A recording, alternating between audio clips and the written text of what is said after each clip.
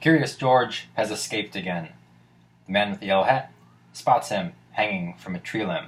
He raises a rifle loaded with a tranquilizer dart, points it directly at George. When he fires, the sound startles the ape, who then at that same instant releases from the branch and drops. What happens? Now, we know that the bullet doesn't move in a straight line, so that if George had stayed where he was, the bullet's actual trajectory will be a parabola. It will be in free fall. So it's going to pass somewhere below George if he had stayed still. But George drops. So the question is, when George lets go and starts to fall, does the bullet pass underneath him? Does George drop so far that it goes above him? Or does the man in the yellow hat hit his mark?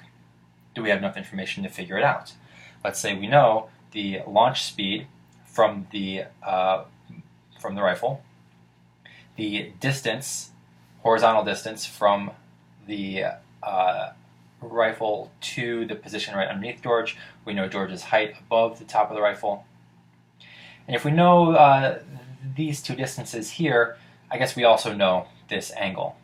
Note that this blue triangle and this big green triangle here are similar. They share an angle here and they're both right triangles. Therefore, we could say that tangent of that angle could be written as v1y over vx, but it's also equal to, tangent of this angle is this height over this distance, h over d. We'll use that fact later on. So if we know the angle, then we also know the two components of our initial velocity here. We know that vx is the speed times cosine of that angle, and v1y is the speed times the sine of that angle. Okay, knowing all this information, can we figure out, does George get shot or not? First thing we can, so the first step in this process is to figure out when the bullet reaches event 2. We'll call event 2 here the moment when the bullet passes through this line, dropping directly down from George. So when the bullet passes this point, we'll call that event 2. So how long does that take? How much time passes from when the bullet launches to here? Remember that the monkey drops at the same time that the bullet launches. So they're both moving simultaneously. Okay, how long does it take the bullet to get here? We can figure that out by going to our equations. And we want to know about the horizontal movement of the bullet, so we're going for this equation right here. Figure out the time it takes for the bullet to travel this horizontal distance, and we know its speed in the horizontal direction, vx. So there's our equation. We know our change in x is d, and vx can be written like from this expression here. And then there's our delta t. We're going to rearrange algebraically to solve for that. And this will be an expression for the time. Okay, so if we know the d and the speed and the angle, we can figure out how long it's going to take the bullet to reach here. Next question. How high is the bullet at event 2? What is its vertical position here? We call this y2 right here. What's the height of the bullet when it reaches this point? We know how long it took to get there, so now we can go to the vertical equation. We know the time that it was traveling. We can figure out the change in the bullet's height. Oh, did I keep saying do I keep saying bullet? It's definitely a tranquilizer dart. Yeah, tranquilizer dart, sure. So we can figure out delta y.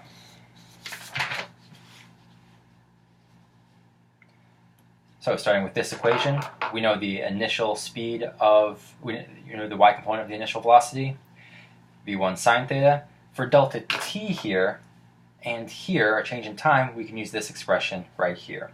This tells us how long it took the bullet to reach that point, so we can put that in for the time here and here. When we put that expression in right here, we've got to square the whole thing. And then our change in y will be y2 minus y1. y1, of course, is going to be 0. We'll define this to be a height of 0 where the bullet starts. So y2 minus y1. Okay, now I'm going to simplify this expression, this term right here. I've got v1 over v1, those speeds cancel out. And I've got sine theta over cosine theta. Time to pull out of my hat another handy trigonometric identity. Sine theta over cosine theta by this argument is equal to tangent theta. So I can replace sine theta over cosine theta with tan theta right there. So this term I've just brought down, that hasn't changed. Now d times tangent theta. Here's the key to the whole problem.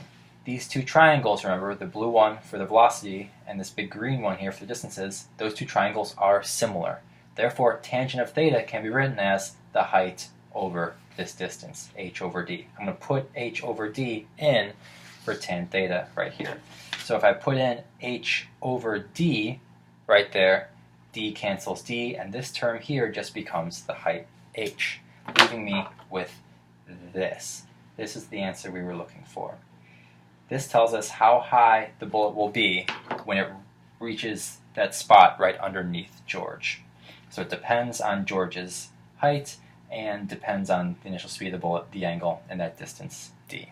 Okay, we're going to come back to this expression later. Now we know this height, where the bullet is at the moment it passes underneath George or possibly above George, depending on where George is. So the last piece of the puzzle is, where is George located when the bullet reaches event 2? Is he George above it, below it, or right at it? So where is George at that time? Well, we need to know the change in his vertical position, so we're going to use this equation once again. So this is going to be George's change in y.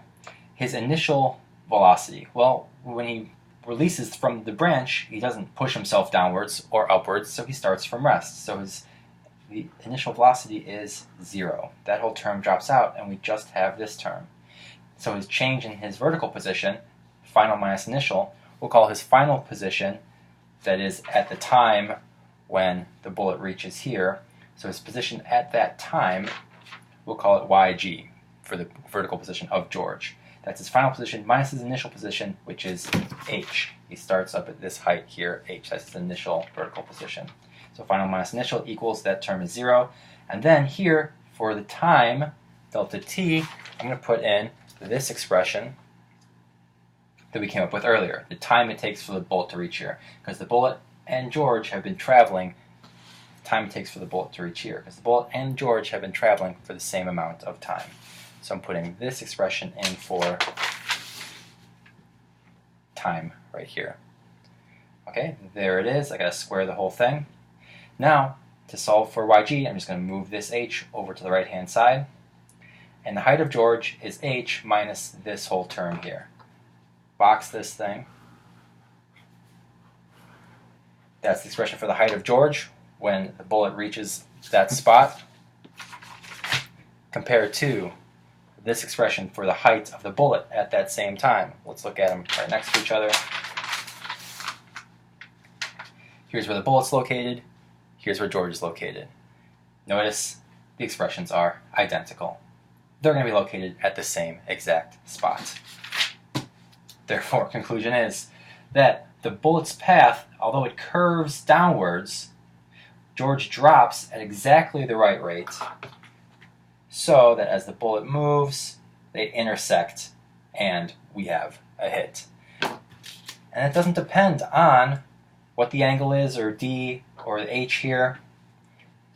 As long as George drops at the same moment that the bullet is fired, you guarantee that they're going to intersect right there.